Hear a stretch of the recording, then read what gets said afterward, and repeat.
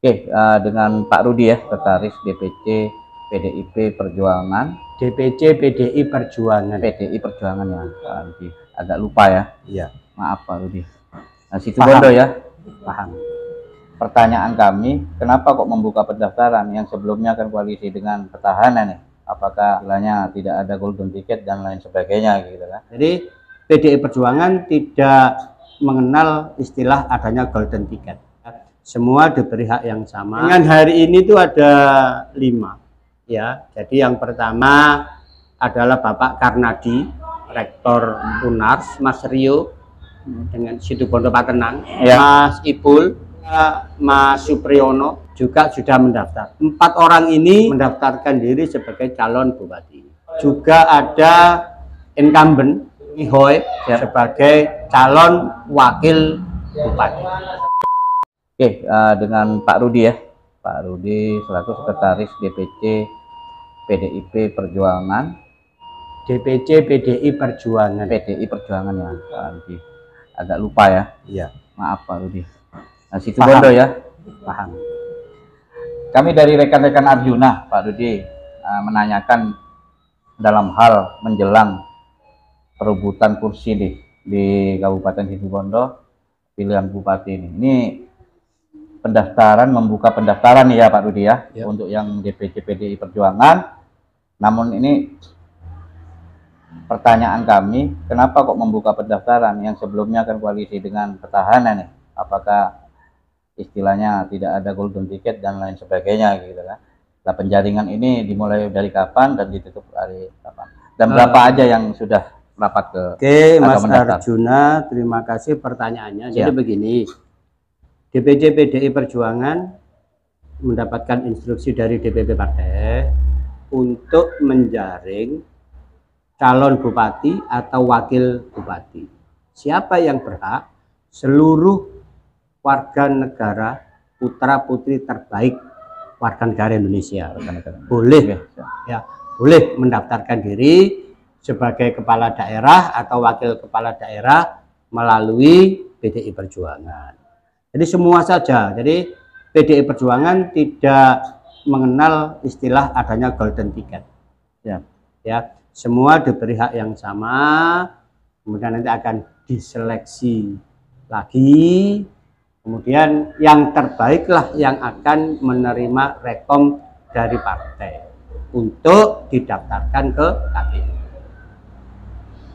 Sejauh ini ada berapa sih yang sudah mendaftarkan Pak Rudi? Sampai dengan hari ini tuh ada 5 ya. Jadi yang pertama adalah Bapak Karnadi, Rektor Unars, timnya sudah datang ke kami.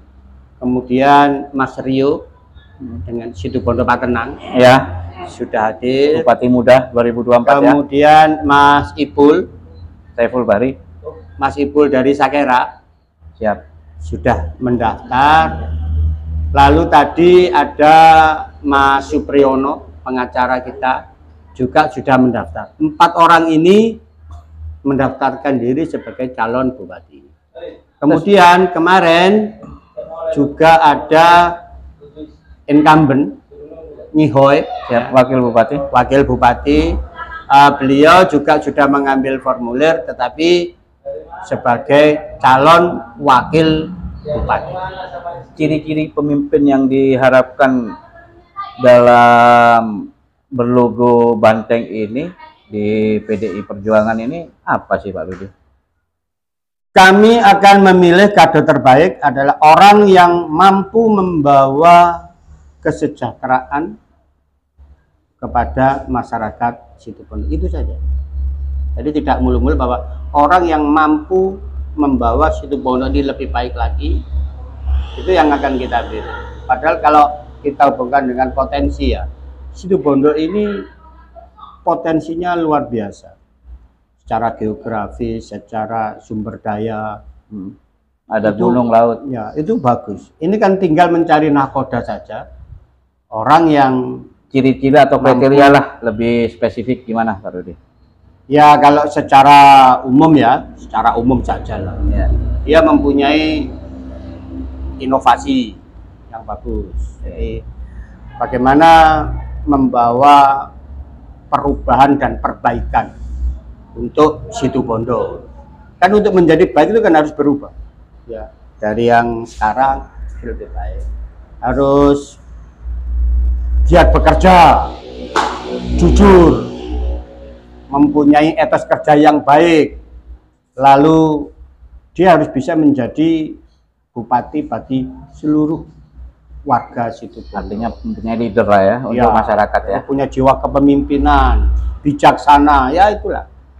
Itu yang mungkin saya rasa yang akan mampu membawa Situbondo ini lebih baik lagi untuk kedepannya. Untuk pengumuman resmi nanti pasca ini pendaftaran nanti begini, melakukan kemana gitu? Tugas kami ini kan penjaringan ya. Siap. Jadi tugas ini penjaringan sampai kami menutup pendaftaran itu sampai tanggal 15 Mei ini.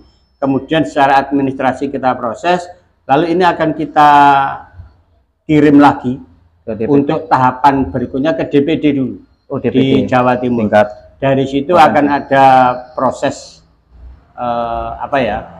finalisasi sebelum ini nanti kita kirim ke DPP.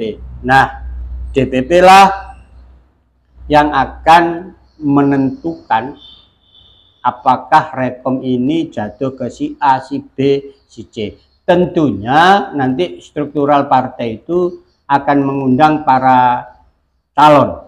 Nah, disitulah akan ada semacam fit and proper test begitu ya, untuk melihat bagaimana sih kesungguhan dari calon-calon ini untuk berkiprah dalam pemilu November yang akan datang.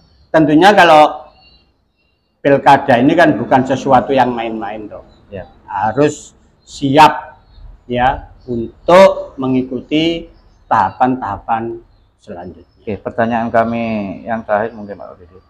Untuk kader sendiri, apakah mengusung Pak Rudi? Sejauh ini kalau secara administrasi ya, kader kami memang belum ada yang mengambil formulir. Tetapi kalau suara-suara di bawah ini menghendaki, misalkan dari wilayah Besuki itu menghendaki Mas Andi untuk maju, ya Mas Andi untuk maju sebagai wakil bupati. Ya kita tampung aja aspirasi ini.